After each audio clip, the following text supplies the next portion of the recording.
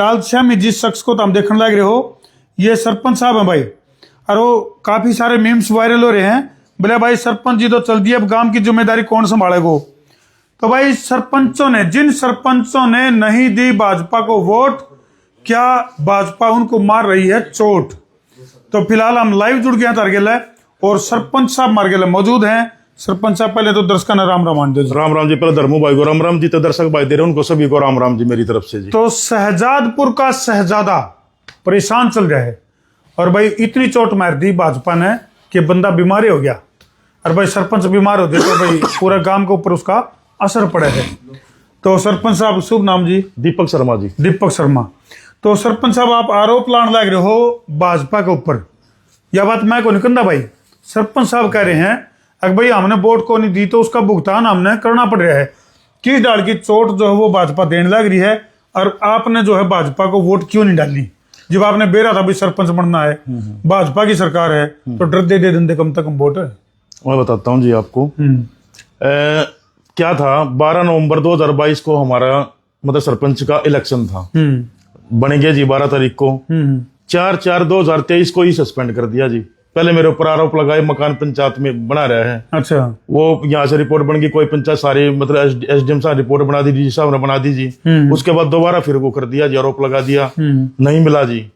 उसके बाद कमिश्नर के वहां मैंने अपील डाल दी, मैं वहां पे बहाल हो गया जी। उसके बाद जी थोड़े दिन बाद जी 7-8 महीने बाद फिर दोबारा मिट्टी चोरी का आरोप जोड़ के मिट्टी चोरी आरोप लगा दिया। अच्छा। जबकि वो काम टेंडर से हो रखा था, मेरा कोई लेना देना था ही नहीं जी सरपंच का। तो उसमें उस माटी में आपका कोई लेना देना कौन? टेंडर से काम हो रखा था जी। अच्छा। टेंडर से काम हुआ था, जेएसडीओ की देखरेख में हुआ था जी, मेरे इसमें सरपंच का कोई रोल नहीं था जी। उसके बाद फिर सस्पेंड कर दिया कमिश्नर का जाकर जी, फिर मैं वहां बहाल हो गया।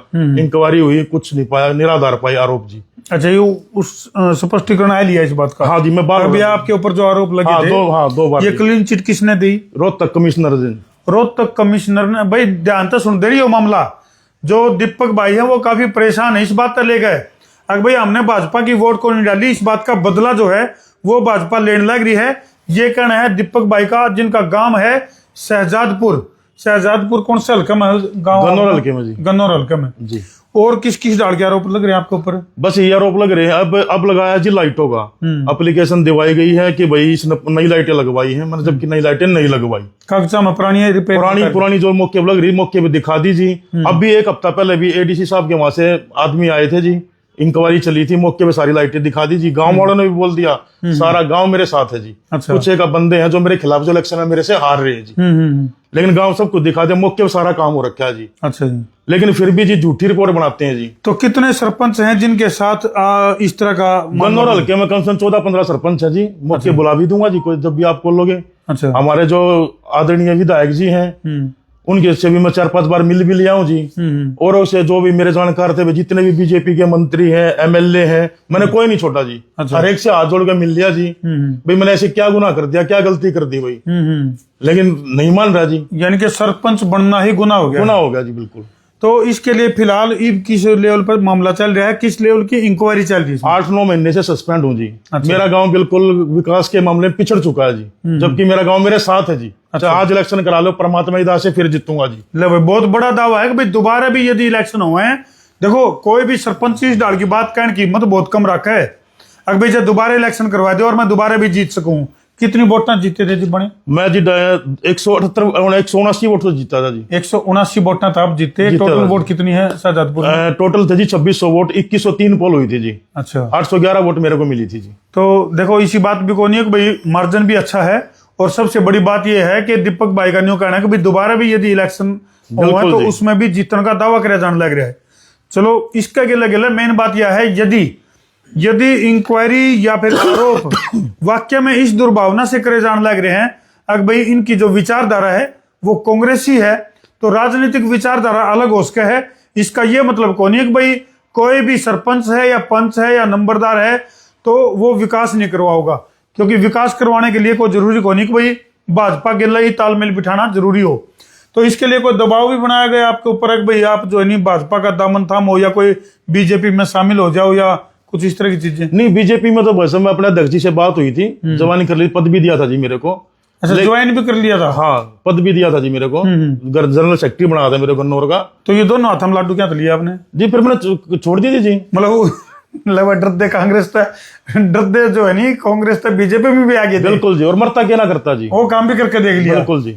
मतलब देखो भैया बड़ी बात है कि गांव राम के फायदे के लिए भाई ताकि गांव में विकास हो सके तो कांग्रेस छोड़ के भाजपा ज्वाइन कर ली जबरदस्ती, और उसके बावजूद भी जो गए तो मामला। बिल्कुल जी, हर एक से मिल लिया जी, मैंने कोई नहीं छोड़ा जी। लेकिन पता क्या होता है जी, मतलब कि बिल्कुल शो नहीं होने देते जी, भाई ना ये तो कांग्रेसी, ये तो कांग्रेसी। क्या पता मेरे अंदर भी मैंने किसकी वोट डाली किसी ने देखा है? क्या पता मैंने बीजेपी की डाल रखी हो जी।